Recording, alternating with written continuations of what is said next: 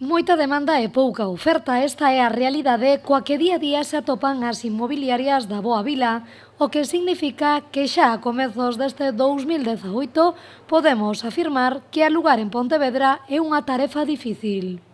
Actualmente sí, porque hay mucha demanda de gente que busca alquiler, pero realmente muy poca oferta. Lo que hay se alquila muy rápido, tanto a estudiantes como a gente que viene a trabajar de fuera. Aínda que os hai afortunados que mercaron no seu momento e non están na procura dun piso.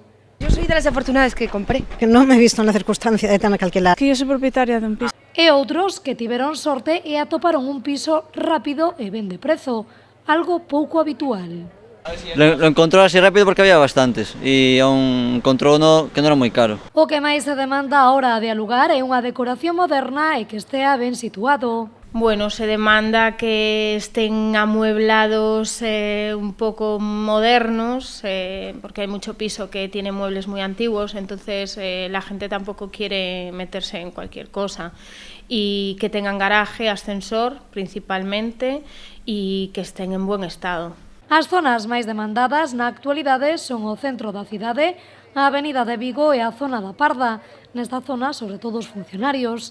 Pero dende as inmobiliarias teñen claro que un piso que estea en bo estado se aluga sen problema en calquera punto de Pontevedra. Lo más demandado son pisos de 2, 3 dormitorios y el alquiler realmente está alto también, por lo que hablamos antes, porque no hay mucha oferta, pero lo que más se demanda son pisos de 2, 3 dormitorios. Os prezos para aluguer dun piso en Pontevedra están entre os 400 e os 700 euros. Se están na procura dun piso, tampouco desesperen, busquen con tranquilidade que seguro que atoparán o que precisan.